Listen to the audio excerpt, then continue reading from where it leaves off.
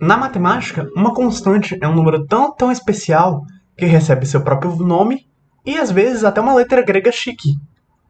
Nós conversamos sobre algumas constantes matemáticas no canal antes. Nós já falamos sobre o número π, que é a proporção da circunferência pelo diâmetro de um círculo. Nós também já falamos sobre a proporção áurea, também conhecida como o número dourado, que tem uma relação muito íntima com a espiral logarítmica, retângulos e como folhas crescem em uma planta. Hoje, nós vamos também falar sobre um número muito especial, o número e. Quando você está aprendendo cálculo, o número e aparece para você meio que do nada. E os professores não explicam sua origem e o motivo é porque ele é complicado de se explicar mesmo. A maioria das constantes matemáticas que você conhece tem uma relação muito íntima com a geometria, ou seja, elas são fáceis de visualizar. Mas o número e não possui nenhuma relação direta com a geometria. Para já te deixar íntimo com este número, você já pode ficar sabendo que este é o próprio valor de e. Fica em torno de 2,718. E o que torna ele especial é sua relação muito íntima com a função exponencial, que pode ser usada para representar o crescimento descontrolado de uma população no ambiente, ou o número de casos que uma doença pode contaminar uma população durante um governo despreparado. A constante e também é importantíssima no uso do cálculo, e eu falo de cálculo no sentido de integrais, derivadas e limites. Como a maioria das coisas do mundo, a descoberta do número e foi por causa de um problema financeiro. Jacob Bernoulli, um matemático que se originou de uma família de matemáticos, propôs o seguinte problema. O que acontece se você pegar R$1 de um banco a uma taxa de juros de 100% ao ano? Bem, isso é fácil. Depois de um ano, o valor que você está devendo vai dobrar. Então você vai dever R$2 ao banco no final do ano. Tudo bem, mas se a taxa de juros for de 50% por semestre? Bem, uma taxa de juros de 50% significa que o que devemos vai aumentar a uma taxa de 1,5 por semestre. Um ano tem 2 semestres, então você vai estar devendo R$2,25. Ok, mas e com uma taxa de juros nominal de 100% com aplicação mensal? Bem, aplicação mensal e juros nominais de 100% quer dizer que esse 100% vai ser dividido em 12 partes e vai ser aplicado no final de todo mês sobre o dinheiro que você está devendo. Ou seja, vai ser 1 mais 1 dozeavos elevado a 12, porque você vai estar multiplicando esse valor 12 vezes ao que você está devendo ao banco, uma vez para cada mês. E se você fizer isso, você vai ver que você vai dever em torno de R$2,61. Ok, mas... E agora o mesmo caso, mas com aplicação semanal? Vamos para a mesma lógica. Um ano tem 52 semanas. Você faz essa aplicação em cima de toda a semana e você vai ver que, eventualmente, o valor vai ser em torno de R$2,69. Se você prestou atenção, você vai perceber que todas as expressões que nós acabamos de fazer estão na forma 1 mais 1 dividido por n elevado a n, onde n seria o tempo das nossas prestações, seja aplicação mensal, semanal ou semestral. Bem, nós podemos mapear os valores de n e os valores de 1 mais n sobre n elevado a n em uma tabela. E você verá que nós podemos mapear para 1, 2, 12, 52, 365, 1000, 1 milhão e 1 bilhão. E você pode notar que esses números parecem estar convergindo, se aproximando de algum número específico. Tanto que o valor de n de 1 milhão e 1 bilhão diferem por menos de 1 milésimo. Bem, essa vai ser a definição oficial do número e. E vai ser o número que nós alcançamos no limite quando n tende ao infinito. Esse limite apenas quer dizer que, quanto maior for o número que você substituir por n, mais próximo do valor real de E você vai chegar.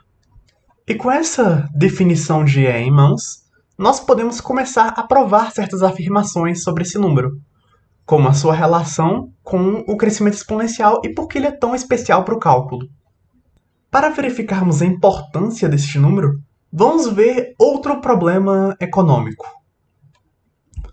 Digamos que você tenha feito um empréstimo de R$1 em um banco, que possui uma taxa de juros de 100% ao ano, ou seja, a cada ano sua dívida irá dobrar. Essa função pode ser mapeada facilmente por E de t é igual a 2 elevado a t, onde E de t é o valor do seu empréstimo e t é o tempo passado em anos. Veja que se você analisar esse gráfico, você vê os pontinhos dele, em que no primeiro ano você vai estar devendo R$2 ao banco. No segundo ano, você vai estar devendo R$4. No terceiro, 8. E no quarto ano, um total de 16. Você pode notar que isso é uma função que cresce muito rápido. Bem, uma pergunta que você pode fazer é: qual é a variação de E de t de um instante para o outro? Nós podemos tentar ver a taxa de variação entre dois pontos, que seria o ΔY dividido pelo ΔX. Nós podemos escolher esses dois pontos, por exemplo, quando t é igual a 1 e t é igual a 2. E, ao fazer a conta da variação, nós vemos que a taxa de variação nesses dois pontos será de 2.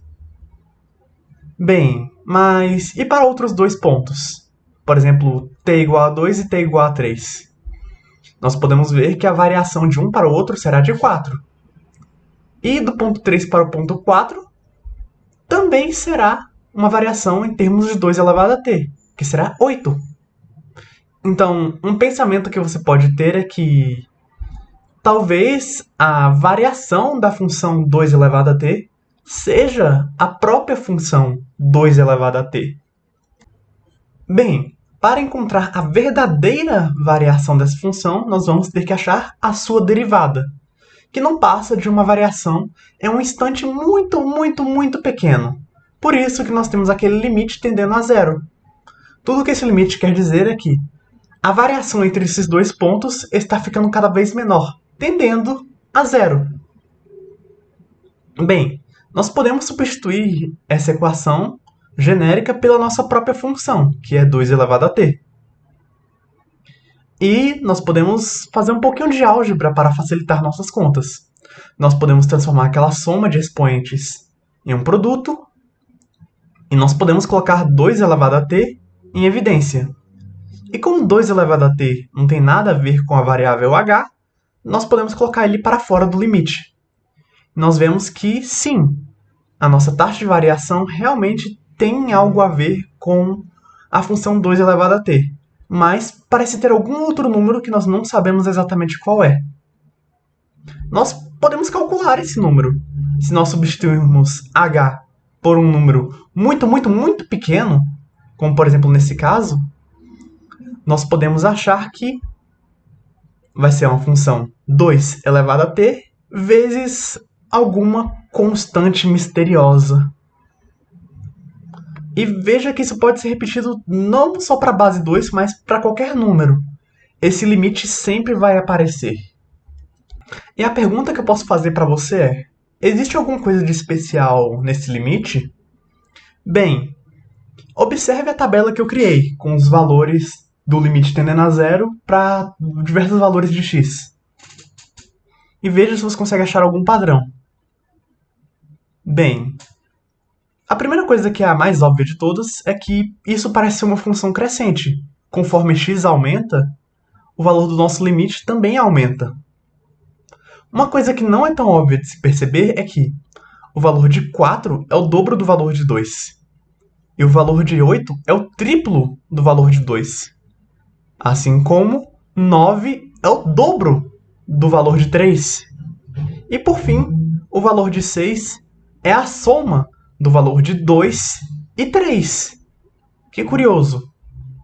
E por fim, a última coisa que você pode perceber que é importante deste limite é que existe algum valor real de x entre 2 e 3 que faça com que nossa função seja igual a 1. E se você chutou que esse valor justamente é o nosso querido número e, você estaria correto. Vamos rapidamente provar isso de maneira direta, tudo bem?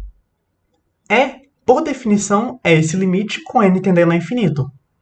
Eu proponho a seguinte substituição, que n vai ser substituído por 1 sobre h. E é fácil verificar que se n tende a infinito, h vai tender a zero. O que isso significa? Basicamente, conforme n fica muito grande, h vai ficar muito pequeno. Por exemplo, se n for 10, h vai ser 1/10. Se n for 1000, h vai ser 1/1000, e assim por diante. Bem, fazendo essa substituição, o nosso limite continua válido, mas agora, em vez de ir para infinito, ele vai para zero. E nós podemos substituir isso dentro da nossa equação. Você vai notar que multiplicação de expoentes h vezes 1 sobre h é 1, e qualquer coisa elevada a 1 é ela mesma. Portanto, esses expoentes desaparecem. E soma e subtração não fazem tanta diferença com esses parênteses, então mais 1 e menos 1 se cancelam. E finalmente, nós conseguimos apenas h sobre h, e qualquer número dividido por ele mesmo é igual a 1. Portanto, o limite dessa função, quando x é igual a e, tem que ser igual a 1. E graças a essa propriedade especial do número e, quando nós tentamos achar a taxa de variação instantânea na função e elevado a x, ou seja, a sua derivada, nós estaremos multiplicando a função e elevado a x por 1. E qualquer número e qualquer coisa multiplicada por 1 é ela mesma. Logo, a derivada da função e elevado a x é a própria função e elevado a x. E isso que torna ela tão especial. Mas... e a nossa função crescente, misteriosa? Bem, ela é uma função que existe de verdade. Se você parar para pensar, você vai ver que essa função misteriosa transforma exponenciais em produtos e transforma multiplicações em somas. Note que 2 vezes 3 é igual a 6. E também, essa função misteriosa no valor e tem que ser igual a 1. Se você parou que pensou que isso parece bastante com o logaritmo, você estaria correto, pois a função que descreve perfeitamente esse comportamento é justamente o logaritmo na base e. O logaritmo da base e se provou tão importante que ele acabou ganhando seu próprio nome. Nós chamamos ele de o logaritmo natural. Mas, por que ele aparece quando a gente tenta derivar outras funções exponenciais? Bem, pense no seguinte, a derivada de e elevado a x é ela mesma. E nós podemos escrever 2 como e elevado ao logaritmo natural de 2. Isso é válido porque logaritmo natural está respondendo justamente a pergunta: que número elevado a e tem que dar 2? Bem, quando nós fazemos isso, nós podemos reescrever a nossa função 2 elevado a x como e elevado ao logaritmo de 2 elevado a x. Aplicando a regra da cadeia ao derivar, esse logaritmo natural de 2 cai. E nós conseguimos a função 2 elevado a x vezes a constante misteriosa, que é o logaritmo natural de 2. E isso é tão frequente que, quando você trabalha com cálculo e descrevendo fenômenos naturais em física, que seguem um crescimento exponencial, você quase sempre vai usar a função exponencial em termos de e. E com isso nós podemos finalmente provar por que e é especial. E é um número que, por definição, é este limite tendendo a infinito, que fica em torno de 2,718. A função e elevado a x é a sua própria derivada. E isso facilita muitas contas avançadas de matemática e física. Tanto que nós descrevemos frequentemente outras funções exponenciais em termos de e. E claro, o logaritmo natural, que como a função e está justamente relacionada à função exponencial, ela tem que estar relacionada também ao seu inverso, que é a função logarítmica. E é claro, Existem outras equações lindas e maravilhosas que estão relacionadas a E e o logaritmo natural, mas eu posso fazer vídeos nelas mesmas. Eu espero que vocês tenham gostado e vejo vocês no próximo vídeo.